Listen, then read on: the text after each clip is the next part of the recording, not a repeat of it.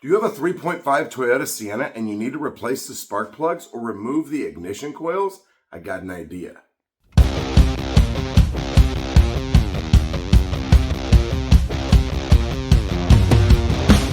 Nuts and bolts with Tone here, guys, and today we have a 2017 Toyota Sienna and it needs spark plugs. Now this is a 3.5 liter, and now there's a 3.5 in many models. The Siennas have almost no room to get in there. The firewall sits here, the intake. I mean, if you have really long arms and skinny hands and you know what you're doing, you could probably reach around, maybe get it unbolted to get them out. I don't have little skinny long arms. I can't do that. So we're gonna do this quickly and easily. It's actually not that hard. I'm gonna show you guys how to do that. Before we get started, hit the like button, hit subscribe button, and hit the bell. You get notified of all my future content, which you definitely don't want to miss. Let's just jump right in. Step one's going to be remove the wipers and the cowl. And what I like to do is put a piece of electrical tape at each end of the wipers because sometimes they get misaligned, makes it easy. Pop off those caps and zap the nuts off. Now to get the wiper arms off, there's a puller for it, but I just push down and wiggle and they pop right off. The Toyotas are easy. Release the rubber pieces on the end and then each clip right there and the whole cowl comes off just like that. Disconnect the electrical connectors, the clips, and get the harness out of the way. Unbolt the wiper assembly and pull it out. Next up, you're going to unbolt the bottom of the cowl, the metal pan here, and dump those leaves outside. Now we got to undo the intake air tube. Now be careful with these hoses because sometimes they're brittle when you have a lot of miles. We're going to disconnect all the hoses, this vacuum line, pull it out of the way. Next up, we got to take the intake air tube out. Now it might be easier to unclip the air box to get the hose off, but this is a lower mileage vehicle, so I was able to pop it right off just like that. Throttle body, just undo the 4 bolts and push the throttle body out of the way. Don't disconnect the connector or the coolant hoses. Leave them alone, just like that. Next up, we got to get the bolts out. So you're going to take out all these bolts here, and there's one on the inside right there. Take that out. Next up, there's a bracket down there. Loosen the bottom and take out the upper bolt, and then the plenum comes out. We're going to swing it to the side, just like that. Pull the gasket out. All right, so the reason that we're just moving the intake like that, we don't have to take it all the way out. Here's why we don't want to mess with it. So we got this vacuum line here that goes to this solenoid here. Comes around to this hose assembly here that's attached to the back of the intake. Well, there's no reason to mess with this. A lot of times when you mess with stuff like this, they break. So just leave it. You got these 2 hoses here, this vacuum line. Just leave it. We can tuck this out of the way like that. And now we can get to all the coils back here. Okay, we can disconnect them. We can get them out. All no problem. Just like that.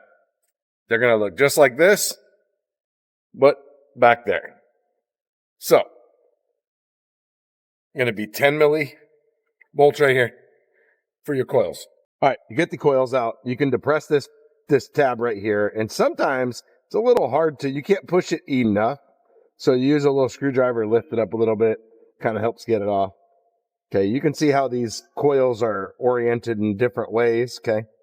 So what I like to do is when I take them off, I like to leave them in the same position they were in. So we'll take those off and we're going to set them down in that way there. So back here we have our coils.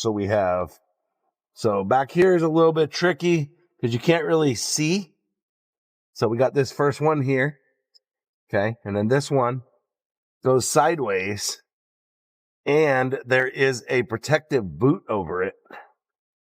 So we're going to press the tab, see if we can get it out. Nope, it's not wanting to come out. Okay, so here's this guy. So we can get this guy out easily. All right, there we go. And now, okay, let's disconnect. Let's get this out of the way. I'm trying to do this so you can see. So, can't really see, but we can feel. All right. So there we go. So now here's what I was talking about. Like you can push it. It's got the tab there, but sometimes it's hard to lift those up. They don't want to come out. All right. So now let's go ahead and do these back here. Make sure you're on loosen, okay? Very important when you're dealing with these plastic valve covers. Well, any valve cover really, but especially the plastic ones, because the plastic ones have these inserts in them, and if you accidentally tap this the wrong way, it wouldn't take much of a tap to damage that insert there, and then it would just spin inside the valve cover. And then you wouldn't be able to tighten up your coils. So we're just going to set these there. Those are for the coils, okay? So you see I have all the hardware in that one tray there, which is fine because none of it really crosses over. It's all only works for one part, okay? So, but the coils can be a little bit close to some of the other ones. So we've got a valve cover leak. So you can see this one is full of oil, all right? So let's get a rag. Wipe these off here. All right, so this one here is full of oil. So we're gonna put that one there, that one there, and that one. Okay. So this is full of oil, like that. All right. Now, be careful back here. That's a high pressure fuel pump. You got a low pressure fuel line here. Okay. So you want to be careful when you're messing with the stuff back here. And you got a lot of connectors and a lot of stuff that's pinned into the valve cover to keep it from rubbing and stuff like that. All right. Because you got all these harnesses that are underneath this intake manifold, and they could easily just rub, and then you'll end up with a problem. So now, all right, so this one's going to be completely full of oil. Okay, so this is going to be in gold. Oh, look at that, and the plug's not even tight because of the oil.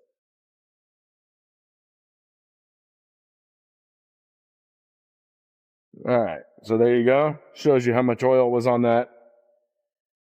Okay. All right, we're going to shove a rag down there like that. Okay, you're going to twist it. Try to get as much of this oil soaked up as we can. Okay, so there we go. Got most of it. Pretty good. There's a bunch went in the cylinder. Can't help that. All right, let's see what we can get at the bottom here. See if we can get it going. All right, there we go. Okay, now we got it nice and clean. See, this is full of oil. I don't want this to get on the new spark plug, so we're going to go ahead and spray this. Get all this oil out of here, okay? From here, you're going to go ahead and just get an extension and a spark plug socket and loosen up the spark plugs, take them out. You can use this with a cordless ratchet. You can do it by hand, whatever. And then when you're all done getting them out, you want to make sure that your new plugs match your old ones. You want to make sure that they're correct, and it should look like that. All right, got the new plugs here. So what we're going to do is we're going to go ahead and make sure you have the correct plugs for your vehicle. Okay. So now what we're going to do, go ahead and, why am I using the wrong hand here? All right, we'll just put those guys there. So I'm just going to go ahead and get this one in the hole here, get her started. And then we're going to turn that way. So if you're going to use a cordless ratchet, you want to zap them all in until they're snug. Then what I like to do is I like to come back with a hand ratchet and just make sure they're tight. You can torque them if you want to. I don't know what the torque spec is because I don't actually torque them, but I do use my Koken ratchet.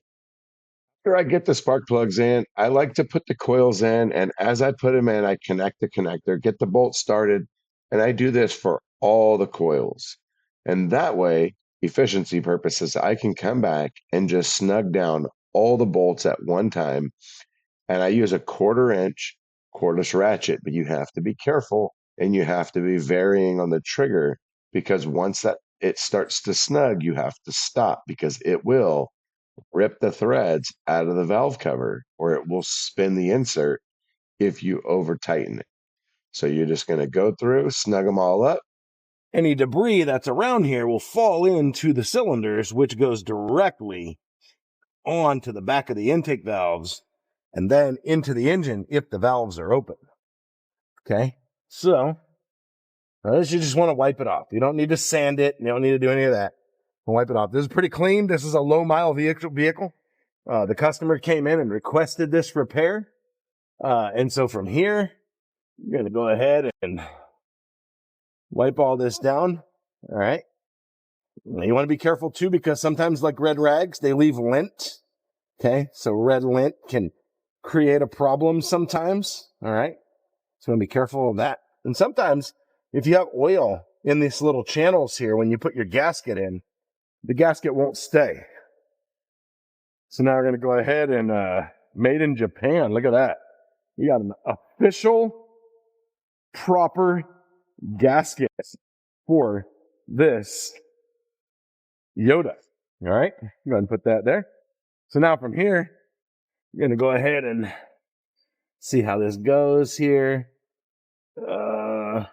Not that way. Okay. There we go. So a lot of times you can find a locator on this stuff. So this one here, the locator is here, right there. So if you have something like that on your gasket, you can use that first and point that and pin that out to wherever it's going to go. And then your gasket will go in. So now from here, I'm going to go ahead and just pick up on this. Before you set it down, want to double check, make sure your gasket is in and didn't fall out. And this little guy here, be careful. This guy is trying to fall up under the intake, okay? So now what we're going to do is we got two studs here. Okay, we got the throttle body there. This is just kind of hanging out, trying to fall in the way. So we're going to set that down. Now, the reason that we left this throttle body here like this is because it has coolant hoses attached to it. And you don't want to take those off if you don't have to, okay? It's just not smart. All right, so when you put this back together, you can loosen up this guy down here. Makes it easier, okay? Just don't forget to tighten it. All right, so we got that loosened, okay? So now we can... Once it's loosened, you can go ahead and get the top bolt started. Okay, so it just sits in a channel, okay? So we're just gonna kind of put that in like that. Okay, we'll tighten that down after a while. So now let's go ahead and drop all these bolts in here. And that guy right there, I missed that guy. So I was fighting this. You can use a cordless ratchet for this. You got to be careful. You want to go slow, and you want to have a very, very low trigger, and you want it to be spinning slow, because otherwise it'll tighten up and rip it out. So watch this. So you can kind of see it. Watch, I'll show you a trick. Watch my cordless ratchet. I'm doing this with low. Now watch it start to turn. See that, how it turned? Okay, that told me that it was tight. So just go and double check these. All right. Just give them like a little snug. Snug. Snug. Snug. Snug. Snug. And snug. All right. So now those are in. Now we can go and we can tighten up the two down here for the bracket. All right. Let me go ahead and run that guy in and tighten that guy. All right. So now those are tight. So now from here, we can start connecting stuff. Now, sometimes you want to work from one side to the other so you don't forget. Okay. So we're going to connect stuff as we go across. So you're going to have this. You're going to have your throttle body. All right. All right. So for your throttle body, you just want to wipe it off. Make sure it's not super dirty. Okay. Check your gasket. Make sure it still feels rubbery. And we'll go ahead and get these started. And now since we did this, we don't have to worry about the coolant. We don't have to worry about anything. We didn't disconnect anything on this throttle body. We didn't even disconnect the connector. Okay. Makes things a lot easier. The less stuff you disconnect, the better. All right. Now, there is one thing that we didn't really pay attention to.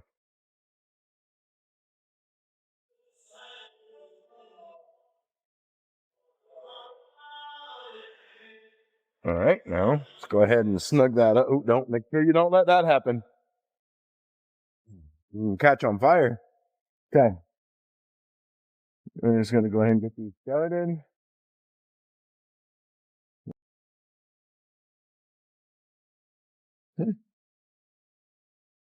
Same principle, just snug. Okay. Now, the one thing we didn't really pay attention to is this guy here. Okay. And how does this go? All right. So now witness marks are important. So you can see here, you can see the witness marks there from where it was in the intake and here. Okay. So now we can do that. All right. Now we got this guy, which is going to plug in over here. This guy's going to plug in here. Okay. So this is going to come across there. This is going to depress this clamp. Okay. This one should go on pretty easy. All right. We got this guy here. It's going to go on to our intake tube. We got vacuum line here. Connect that. This vacuum line is going to go. Oh, that goes on here. So now from here, it might be easier to undo this, maybe, depending on, your car, depending on the pliability of this hose. Okay. Now remember, everything is case by case situation. All right. Now this vehicle has very low miles, 50,000 miles, 47,000 miles. And the customer, it's a 2017. Customer opted to have the spark plugs done. Now you can see there's a locator right there. Okay. And so now that's on. Once you get the intake air tube all connected and everything, now what you want to do is go start the vehicle, let it run for, a minute or so, turn it off and start it one more time. Make sure that it runs normal, no running, and no check engine light. As long as everything is good, now we can put the cowl back together. You don't want to go put the cowl and everything on if you end up having to take it back apart. So that's why you check it. Now that we know that it runs good, we're going to put this part of the cowl in. Now, you see these two big bolt holes there with the support on there. That's because the two bolts for the upper strut mount bolt through this plate here. So you're going to set it on. And I mean, if you have a vacuum handy, it's best to vacuum those strut towers off, but you want to get everything started all the way across. Don't tighten anything down. So you're going to come all the way across. You're going to have the two nuts on the strut towers, and you're going to have all of the small bolts. So kind of run the small bolts in first so it doesn't get distorted. Then you can take a big ratchet, however you want to tighten these things down. I'm going to use a cordless ratchet. Then I'm going to come back with a hand ratchet and make sure these bolts are tight. Now, these nuts for the struts are very important that they are very tight. We put all the little bolts in and we just got them started. And then we put the two nuts and we tighten those down really tight. Then you want to go back and snug up all your small bolts. Then it's time for the wiper motor assembly. So it's going to go in and there's a rubber bushing in the middle at the motor. It's going to slide into a channel. It's going to slide that in, get all your bolts started, and then tighten those down. Now, you don't have to crank them down. You just snug them up. Then you're going to run your harness through and make sure it's connected to the motor and the windshield. Now, it's very important that it's connected because I can't tell you how many times people have done this kind of job and they forget to connect the motor. And then they either forget to check that the wipers worked or the car leaves and the customer comes back because the windshield wipers don't work. So when you put your wipers on, they're just going to go on its splines and you're just going to get it lined up with the tape that we taped it off in the beginning. Once you do that, you're going to just snug up the bolts, make sure it all lines up, tighten them down, get the tape off, and you're good to go. So now that we've gotten through this, I'm sure you watched this and said, oh, wow, okay, this is not that hard. I can do this. It's a piece of cake, right? Probably about the hardest thing that you have to do on this whole job, in my opinion, is making sure that your windshield wipers are lined up so that way they're not going all over the place. That's easy, but hopefully this was successful for you, or maybe you watched this and said this is beyond my experience. Maybe I don't have the tools. Anyways, Drop me a comment down below. Let me know if you're about to knock this job out or if you passed on it. Thanks for watching. See you guys next time.